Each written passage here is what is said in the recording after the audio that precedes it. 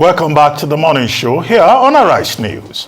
Joining us now to review some of the headlines of today's newspapers from around the world is Arise News analyst, Great Malabite, Emmanuel Efene. Good morning, Ruben. Good to see you again. The return of Ruben. Malabite. Yes. Malabites have taken over. Yes, I'm sure our viewers missed you a lot. And I'm sure what they missed, the lawyers gained. Because yesterday I was reading on Facebook from one of our friends, who prefers to describe himself as a learned man these days.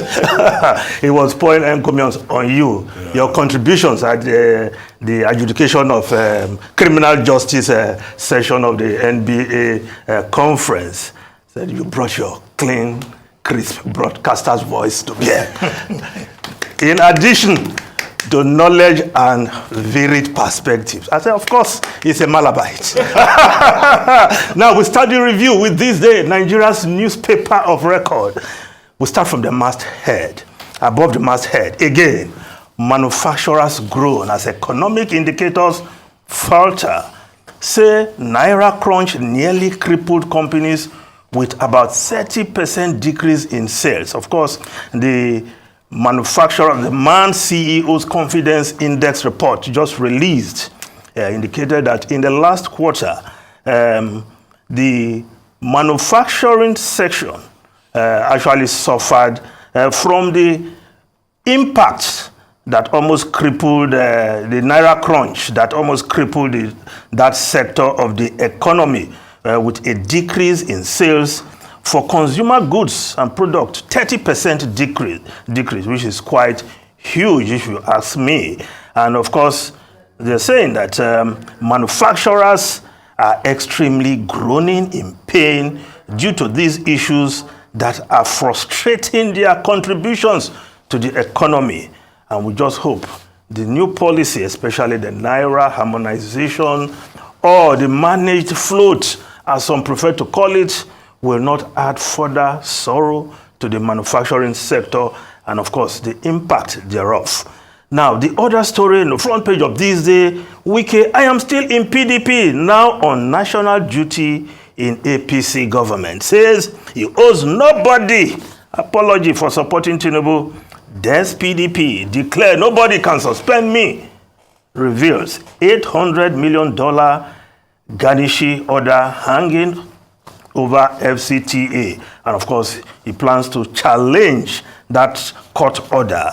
That's wicked for you. But of course, still grabbing the headlines as a minister of the Federal Republic.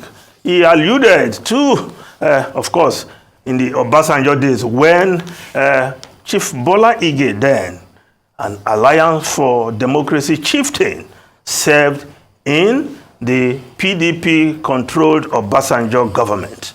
Well, perhaps some good parallel there, but is he still a member of the PDP? He said yes, but for him to be part of their campaign council on the Bayelsa election, they have to apologize to him.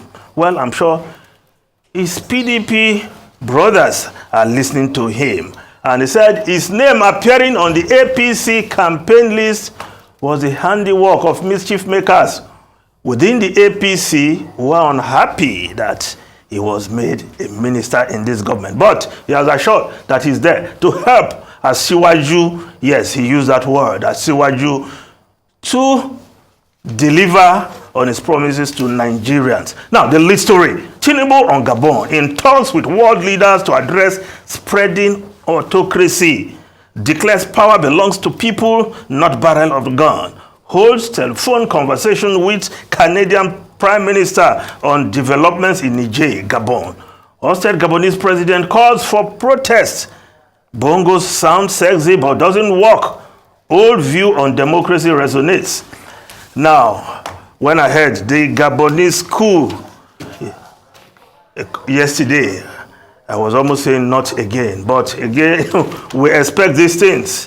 When you have a country where one family has turned itself into a dynasty, and of course, manipulating the electoral process, that cannot be an excuse for a coup.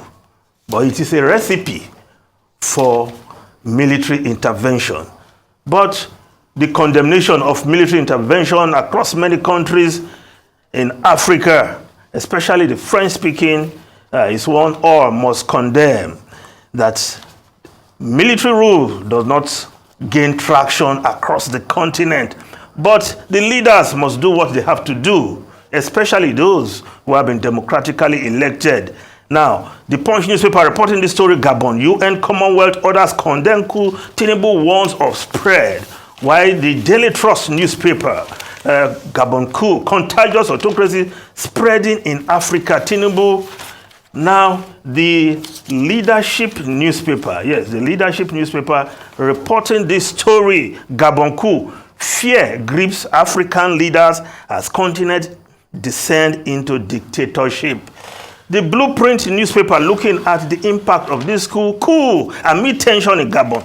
Crude oil hits $86 per barrel. Yes, Gabon is an oil-producing country, but the people are poor, blessed with oil and other natural resources, but one family has held tight to the destiny of that country, and the people remain poor. In time past, they used to compare Gabon with Muammar Gaddafi's Libya, where every Libyan owned a house, but Gabonese were poor people. Well, we just hope other African leaders are taking notice and will do the needful. Ruben, you read out the list of those sit-tight African leaders. How did you miss Paul Biya? Our neighbor to the... Paul Biya. Yes, because remember, only a couple of days ago, he was celebrating his 40th or 40-something anniversary of his being in power in Paris, and some Cameroonians who were annoyed stormed the place and turned the tables upside down. Reminded me of how Jesus Christ went into the temple and turned the tables of those who were changing and making merchandise of the house of God. But Cameroon is another sad story, where one man has been in power for over 40 years. And Olusegun Adeniyi, on the back page of This Day, wrote about this story, just the same old stories. And the quote there: "It may be important for African Union leadership to pay clear attention to Cameroon, given what just happened in Gabon. The 90-year-old Paul Biya has been in power since 1982. Although he spends most of his time in Geneva, Switzerland, and is almost always out of circulation when in Cameroon, he still calls the shot through surrogates. That explains why his surrogates are already preparing for the 2025 presidential election, when Biya is expected to be on the ballot again." 90-year-old, 41 years. By then, he will be almost 45 years on the saddle, 43 years on the saddle, yet he wants to run again.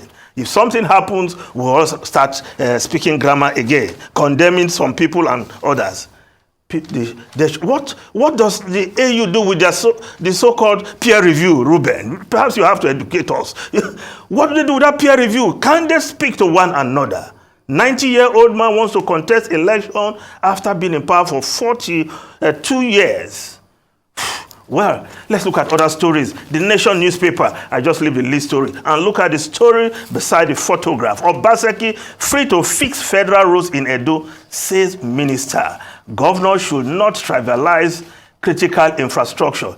Well, the road we're talking about, the very bad roads, federal roads in Edo State, including the one that connects Warri and Benin, a major federal road, a major commercial hub, commercial corridor, you will say, in terrible shape. We need to remind the Minister of Works, Dave Omai, that road, according to the immediate past Minister of Works, Babatunde Fashola, on Arise TV, he said that road is one of the roads NMPC has taken up under the tax credit scheme. So you should check that out and please fix that road and all other roads that are in terrible shape, federal roads. Not calling on state government at this time to fix federal roads when there is a standing order that they shouldn't do so. Will you refund their money when they do that? I think that is the question you should be talking about. Now, if we look at the Daily Sun newspaper, of course, the story below the photograph, Lagos targets 175,000 passengers daily as Blue Rail Line begins commercial operation September 4. Monday next week, the Blue Rail Line will kick off. And the first passenger will be the governor himself. Governor Sanwo-Olu, he will be the first passenger. I think this is a big plus for Lagos and, of course, big projects that will impact on the transportation in Lagos State, but we insist other small issues must be dealt with. Potholes that cause traffic jam along the way must be dealt with. The disorderliness created by agberos and downfall drivers must also be dealt with so that Lagos can truly be a mega city that we want to live in and work here, as it were. Now, the New Telegraph newspaper, subsidy removal. Marketers hit hard, turn to banks for rescue. Owners of 40 fuel stations now operate only 7. Oil dealers threaten to sue NNPCL over failure to supply products. Bicycle dealers make a bricks business as economy buys harder. Yes, bicycle, you don't need fuel to power your bicycle. Fuel scarcity, no reason to panic. Ipman tells Nigerians. NNPCL Group CEO, Total Energies MD meets. Now, the foreign newspapers quickly. The Times of London. Rogue police sacked on the spot under new powers. Yes, police will be automatically sacked if they are found guilty of gross misconduct or criminal offense under measures aimed at purging hundreds of officers who are unfit to serve. Chris Philp, the policing minister, has said this, and of course, under the reforms to ensure that rogue police officers don't hide under the force to perpetrate evil continually. Ruben, Rufai, and Ayo. Well, very quickly, let me draw attention to a story on Daily Trust. Yeah. Daily Trust newspaper at page 5.